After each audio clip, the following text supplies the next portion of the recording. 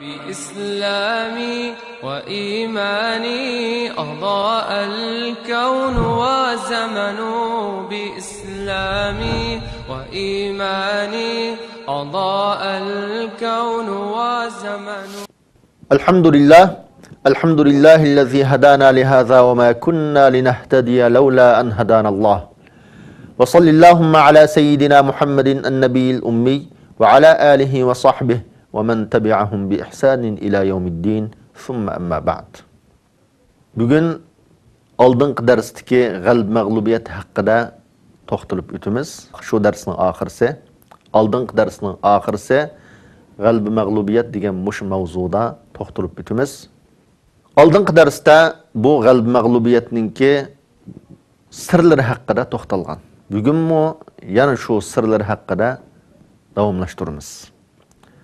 Bu qalb məğlubiyyətninki aldınqı dərsdə 4 sırrını bayan qıyğan. 5-incisi nima o? Bu qalb məğlubiyyətinin yötkilib turuşdiki deysə, müminlərini paklaş. Yani müminlərin qalbini paklaş. Müminlər mu insan bolu sübtü bilen her xil kesellərə giribtar bo'lib qoladi. Şu kesellərin qatarıdan meyli haddidan ziyada Allah'ın yolundan to'sirgan darajada dunyoni yaxshi ko'rib ketish yoki har xil mümin qarindoshlarini dushman tutish, ular bilan adovatlashish, o'zining havoyi havasini birdan bir o'zininki yetakchisi qilib olish, mushlarning hammasi shu kesal. Lekin mush kesallar shu müminga mushunda mag'lubiyat kelgan vaqtda, xafalik kelgan vaqtda, musibat kelgan vaqtda shu qalb bu kesallarni qo'g'lab chiqardi. Qalb bu kesallarni qo'g'lab chiqardi. Nima uchun? Bu chaqda mümin his qiludiki, mendiki mag'lubiyat, mendiki palani pustani kesalning sababidan mush mag'lubiyatga uchrabdiman. Bu kesalni davolamasam, men Allah rozi bo'ladigan yo'lda mangmaydi ekanman. Üstünlükki erişemeydi ekanman, g'albi qilinmaydi ekanman deb buni tunaydi. Allah Qur'oni Karimda وَلَنَبْلُوَنَّكُمْ حَتَّى نَعْلَمَ الْمُجَاهِدِينَ مِنْكُمْ وَالصَّابِرِينَ وَنَبْلُوَ أَخْبَارَكُمْ. Biz sizlarni har xil sinoqlar bilan sinaymiz. Ig'ir sinoqlar bilan sinaymiz. Hatta sizning ichingizdan haqiqiy mujohidlarni, sabr qilganlarni bilish uchun deydi. Sizning haqiqatingizni obdan aniq bilish uchun.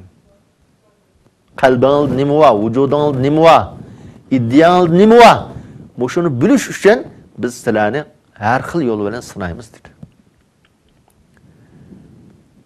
Uhud urushininki mag'lubiyatini bayon qilib, shunga sabab bo'lgan asosiy sabablarning birini nima dedi desa Alloh subhanahu va taolo minkum man yuridu ad-dunya wa minkum man yuridu al-akhirah.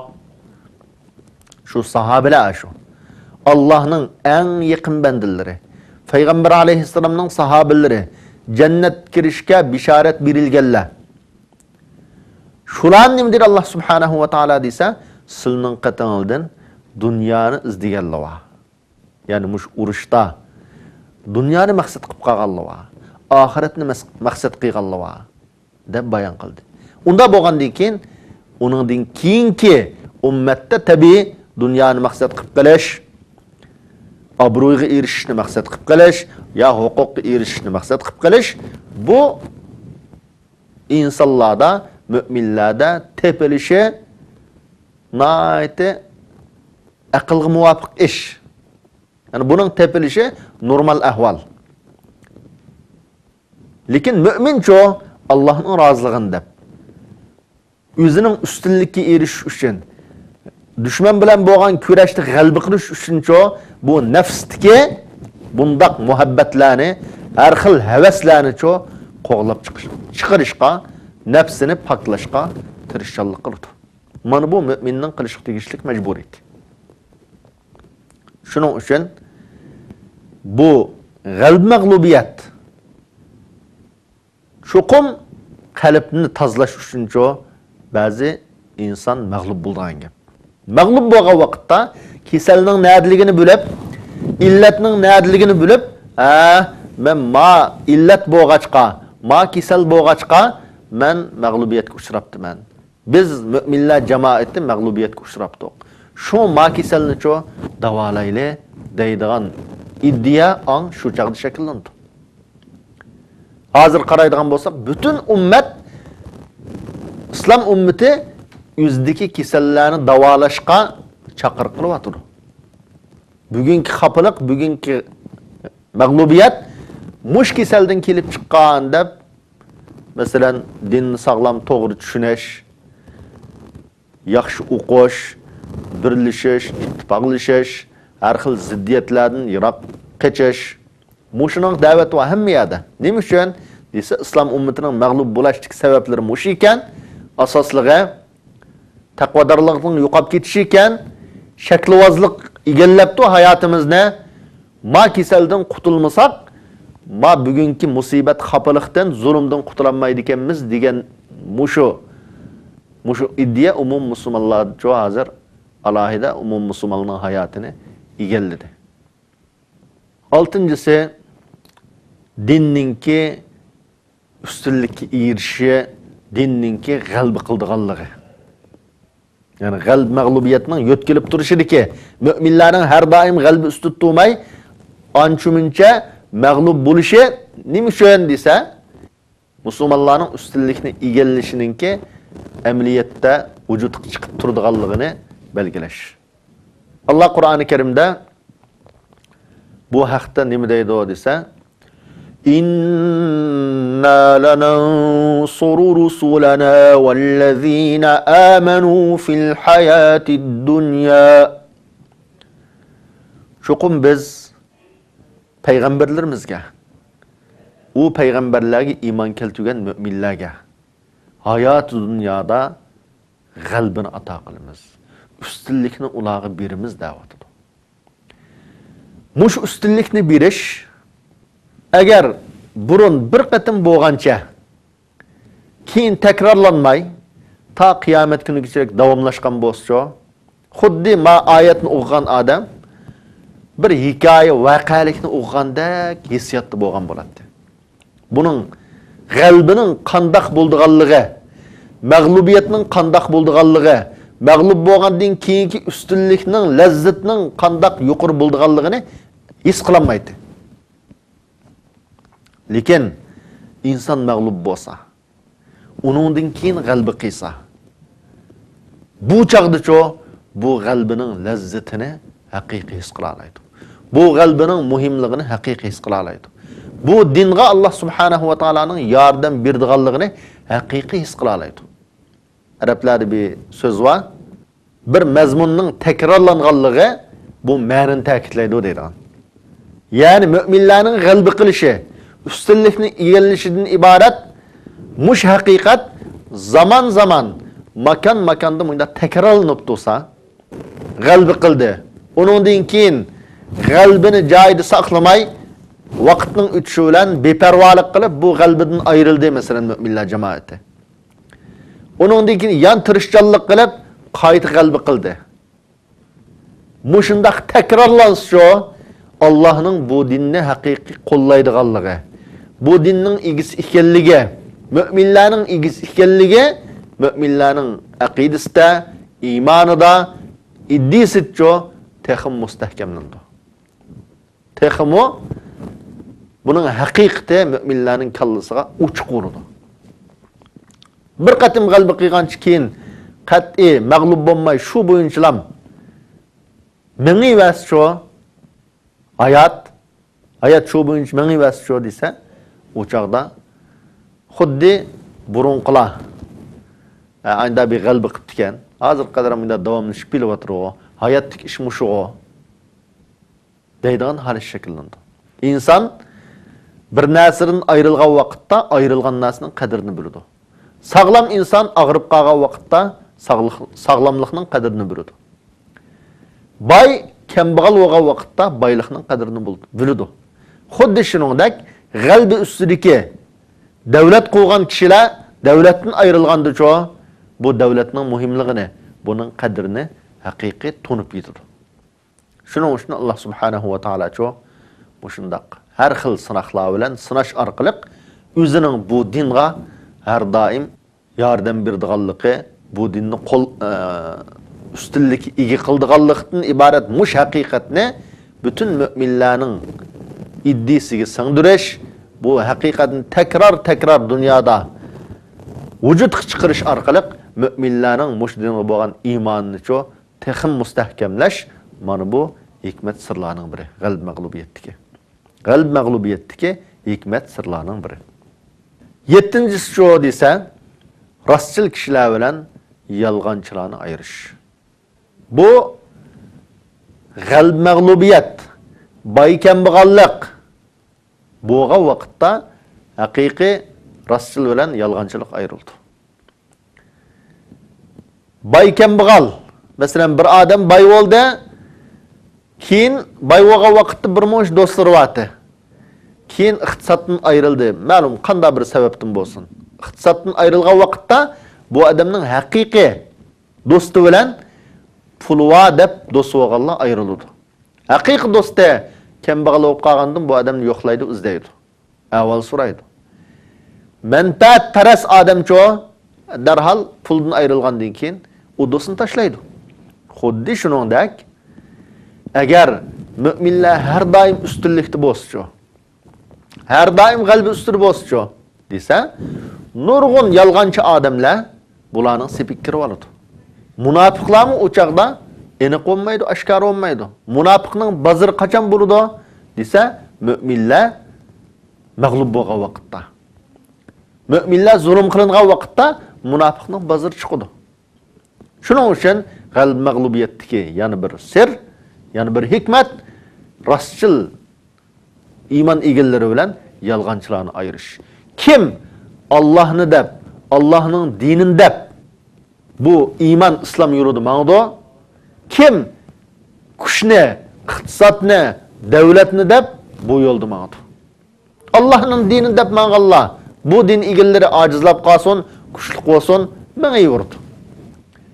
Bu yo'lda kelgan xafalık musibatlarga sabr qiladi, chidamchan bo'lalaydi. Agar manfaatni deb, obro'yni deb, ya ma'lum huquqni deb bu yo'lga kirganlicha desa, ojizligan vaqtda darhol bo'lni tashlab, kimning kuchi bo'lsa, kimning davlati bo'lsa, kimning obro'yi bo'lsa, shu vaqtga chiqadi. Mana bu haqiqat qachon oshkor bo'ldi desa, mag'lub bo'lgan vaqtda oshkor bo'ldi. Shu Alloh Qur'oni Karimda ما كان الله ليذر المؤمنين على ما أنتم عليه حتى يميز الخبيث من الطيب. Allah subhanahu wa ta'ala müminlerini biz iman ettik, imanımız var, biz mümin dep tuğan hal tıdlamço koyup koymaydı dedi. Yani eğizdeki bu gep bilen Allah subhanahu wa ta'ala ularını sınımay turup, ularının yalgancısı bilen rastçılarını ayırmay turup, yaxşıları bilen yamanlarını ayırmay turup, bunda koyup koymaydı dedi. Demek muşunda ayrışının ki bir yolu qaysi dese, qalbi mag'lubiyatning yo'tkilib turishi. Ya'ni qalbi qiygan ustunlikni egallagan mu'minlarningki mag'lub bo'lishi. Shuning uchun biz bugungi kunda vaziyatimiz qaraydigan bo'lsak, bizda hamma odam oshkor bo'ldi hozir yurtimizda. Munofiq oshkor bo'ldi. Uning bozorına ait obdan chiqdi hozir. Mu'minlar oshkor bo'ldi. Asosiy iymon egillari tarbiyalashdi hozir. Ya turmuda. Qip qolganlari naiti besim ostida yashayotdi. Lekin munofiqilcho, dindiroq odamilcho, manfaatparastlikcho 2 yil 3 yilning oldida musulmonning sipida voy deb birinchi sepda o'ltag'anlicho hozir uning haqiqati oshkor bo'ldi. Zulm oshgan vaqtda uning haqiqati oshkor bo'ldi. Shuning uchun biz bu bo'layotgan zulmga sabr qilishimiz, chidishimiz xuddi Musa alayhisalom Bani Isroilga degandek, ista'inu billahi wasbiru. Alloh bilan yordam talab qilishimiz, Allohga o'zimizningki dardini to'kishimiz, sabr qilishimiz, chidamchan bo'lishimiz, shu birdan bir yo'limiz. Biz haqiqiy mundaq chidamchan bo'la olsak, Allah'dan yardım tilesak, özümüzni imanımız bilen saklap qalsak, çoqum üstünlük erişirgan gün çoqum keldi. Bu kuchliq bulavatqanlar, zulm qilavatqanlar, zalimlarning yiqildigan kunimiz çoqum keldi. Bu çoğ işildiğo, mushundaq g'alb mag'lubiyat ötkilib turdi ekan. Her kuchliq davlatlar yiqildi ekan. Aciz davlatlar kuchlandi ekan. Aciz millatlar kuchlandi ekan, kuchliq millatlar mag'lub bo'ladi ekan. O hayatda mushundaq kuch-quvvatning almashib turishi bunda cho'ng ishildimi desa, yo'q. Undaq emas. Kichik ishladimi odatda o kuch-quvvat almashib turdi. Masalan, boylik kambag'allik desak, bir qatim boy bo'lgan odam ta o'lgicha bayqanmaydi. Boy holatda yashamaydi. Kambag'al bo'lgan odam mangu kambag'al bo'lib yashamaydi. Hayatimizda buni kundilik hayotda ko'rib turamiz. Voy paloni boy manch milyon ziyon tatib, manch milyon qarz olib qapti degan gapni anglamdik yo'qmi? Albatta anglaymiz. Voy paloni tiq bir yilni oldida kambag'alda, hozir manda bir ish qilib ekan, u ish eqib manda pul tepib ketibdi deymiz. Bu nima desa, bizga bunda cho'ng qonunni tushuntirishdiki, Alloh subhanahu va taolaning bir yo'li. Yani boy kambag'al bo'lib qoladi. Kambag'al boy bo'lib qoladi. Sap-saq shunda kuchliq odam bugun saq tug'an bo'lsa, ertasi kasal bo'lib qolayotgan. Shunda kasal va ma odamimni qachon o'lib keta, bu odam bak kisri ig'irkan degan odamlar birdan saqayib qolayotgan. Allohning fazli bilan. Mushularning hammasi bizga nimani bildirdi desa, bu kuch-quvvat, g'alba, ustunlik, tuvan bo'lib qolish, ojizlab qolish bularning hammasi shu Alloh subhanahu va taolaning mush koinotdagi o'zgarmas bir qonun ekanligini bildirdi. Qur'oni Karimda Alloh subhanahu va taolo kullu yawmin huwa fi sha'n deb ashnaq degan. Alloh o'zini sifatlab, mush oyatning tafsirida olimlar Alloh subhanahu va taolo dunyoda bir odamni tirgizdi. Ya'ni birining jinni oldi. Birini üstün qiladi, birini tuvan qiladi. Birini xotirjam qiladi, birini g'amkin qiladi. Alloh subhanahu va taolaga so'rg'uchilarning savollari aralashib ketib qolmaydi. So'rganlarga bijnasini xato berib qolmaydi. Ya'ni har doim Allohning bu koinot, Allohning taqdiri, Allohning urulashtirishi, Allohning tadbiri bilan ma'do deb tafsir qilgan. Shuning uchun bu olmish qonuni o'zgarmas bir qonun. Odatda bir musobaqada masalan g'alba qilgan komanda tarix bo'yi g'alba qilib mangayvermaydi. Har qanday musobaqada mayil g'alba qilgan bo'lsa, kelar yili mag'lub bo'ladi. Mayil bir komanda g'alba qilgan bo'lsa, kelar yili yana boshqa birisi g'alba qiladi. Hayvonlarning shu umumiy hayotdagi prinsip shu, qonun shu. Sunnatalloh va lan tajida li sunnatillahi tabdila va lan tajida li sunnatillahi tahwila. Bu vaqt Peygamber aleyhisselamның bir hadisi var. Anas radıyallahu anhu bayan qilgan. Bu hadisda Anas shunday deydi. Kana li Rasulillahi sallallahu alayhi ve selleme naqatun tusamma adba. Peygamber aleyhisselamninki adba deb atıldıgan, yani ismi adba deb qo'yilgan, adba deb atıldıgan bir tugisi var deydi. Bu tuga qat'iy oqid qolmaydi. Qat'iy boshqa tugilar bu tugini besib o'tib ketmaydi deydi. Rasulullahning tugisi. Hatta jaa a'rabiyyun ala qa'udin fasabaqaha. Kunlarning birida jangaldan yizliq arabiydan biz keldi. Yosh bir tugiga minib, shuning bilan bu Rasulullahning tugisini cho besib o'tib ketdi dedi. Rasulullahning tugisi oqida qoldi. Shuning bilan bu ahvol sahobalarga qattiq ig'i kelib ketdi. Subiqatil adba deyishib ketdi dedi sahobalar. Oy Peygamber aleyhisselamның tugisi oqida qoldi. Rasulullahның tugisi oqida qoldi. Kimning tugisining oqida qoldi? Jangaldan kelgan, sahrodan kelgan bir odamning tugisi. Abu Bakr Umarning tugisi emas. O'tib ketgani. Odatdagi jangaldan kelgan bir odamning tugisi. Shu tugining oqida qoldi deb mushunda deyishib qattiq g'am besib sahobalarni bearam bo'lib ketdi dedi. Shu chaqda Peygamber aleyhisselam bularning hammasiga ve bulardan keyingi ummatiga bir haqiqatni o'rgatdiki, nima dedi desa, qala sallallohu alayhi va sallam, inna haqqan ala Allah alla yarfa'a shay'an min ad-dunya illa wada'ah. Şuqum Allah subhanahu wa ta'alaga haq bo'ldi, loyiq bo'ldi. Dunyodagi narsalardan har qanday narsani ustun qilgan bo'lsa, uni yiqitish, uni tuvan qilish Allohning haqqi bu. Allohga loyiq bo'lgan ish bu. Ya'ni butun bandalarga bildirish. Maqsad nima? Butun bandaga har qanday ustunni, har qanday yuqorini, har qanday kuchlikni Allah subhanahu wa ta'alaning shu tuvan qila oladiganligi. Allah subhanahu wa ta'alaning uni basa oladiganligini shu bütün bendige, ummetke bildiriş Resulullah'ın bu sözü. Şunun için biz bugünkü hayatımızdan, bugünkü emeliyetimizden çok alahide gam qilib ketmayli. Lekin biz sabr qilayli, chidamchan bo'layli, g'alba qilishninki qadamlarini basayli. Qanday qilgan vaqtda g'alba qila olamiz? Bu haqda o'ylanayli. O'zimizdagi har xil illatlarni, kasallarni qanday tozlaymiz, qalbimizni qanday poklaymiz? Bu haqda cho tirishchilik qilayli. Tirishchilik qilsak, inshaalloh Alloh subhanahu va taolo cho'qim bizga g'alaba ato qiladi. O'zini hammadan kuchli deb da'vo qilayotgan zolimlarni Alloh subhanahu va taolo halok qilishga albatta qodir. Va tilkal ayyamu nudabiluha baynan nas. Mana bu oyat bizning kundalik hayotimizdagi yetakchimiz bo'lsin. Bizga umid bag'ishlaydigan, bizga qalbini yaqinlashtirishga yetakchi bo'lgan oyat bo'lsin. Oxirda shuni bilaylikki, islomning mash'ili qat'iy o'chmaydi. Islomning mash'ili dunyoning ma'lum bir yerida o'chib qolsa, yana ma'lum bir yerda kushinib yanadi. Biz tarixga obdan qaraylik. Islom tarixiga obdan qaraylik. Abbasiylar, Umaviylar ojizlabdi, Abbasiylar chiqqan. Abbasiylar ojizlabdi, Osmonlar chiqdi. Seljuqiylar ojizlabdi, G'aznaviylar masalan. O'rta Osiyoga qaraydigan bo'lsak.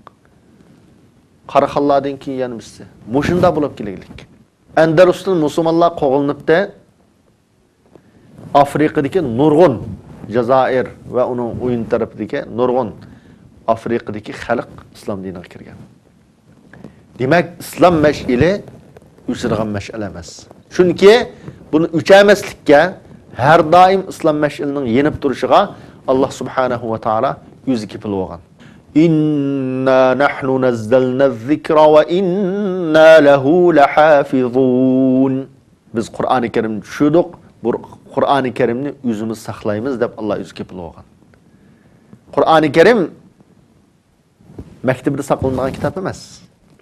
Balki mush Qur'oni Karimga iymon etgan mu'minlar orqali, bu Qur'oni Karimga amal qilaman da'vat qilgan mu'minlar orqali, bu Qur'oni Karimni yodlagan mu'minlar orqali saqlangan kitob bu. Biz Qur'oni Karimga bog'langan xalq, islomga bog'langan xalq inshaalloh yo'qolib ketmaymiz. Chuqum bizning g'alaba qiladigan kunlarimiz chuqum keladi. Faqat bizdan talab qilindigini her birimiz öz mas'uliyatimizin joyida tunayli. Her birimiz bir kishilik hassimizni qo'shayli. Her odam o'zining qo'lidan nima ish kelsa, shu qo'ldan kelgan ishni qilish orqali bir kishilik hassini qo'shsin. Alloh subhanahu va taolo qog'iniga Alloh o'zi kepil. Alloh bizning birdan bir igimiz, bizning yordamchimiz. Allohdan boshqa bizning hech qanday igimiz yo'q, bizga yordam berguchi yo'q. Mana bu şada mening gapim oyoqlashdi. Alloh subhanahu va taolo hammangizdan rozi bo'lsin. Hammanglarni umidvorlik bilan yashashga nasib qilsin. Hammamizni mush din yo'lida, vatanimiz yo'lida, xalqimiz yo'lida bir kishilik has qo'shab mush hayotni behuda o'tkazib o'tmay, bir yaxshi ish bilan hayotimizni o'tkazishga nasib qilsin. Hayotimizni iymon islom bilan oyoqlashga nasib qilsin. سبحانك اللهم وبحمدك نشهد أن لا إله إلا الله نستغفرك ونتوب إليك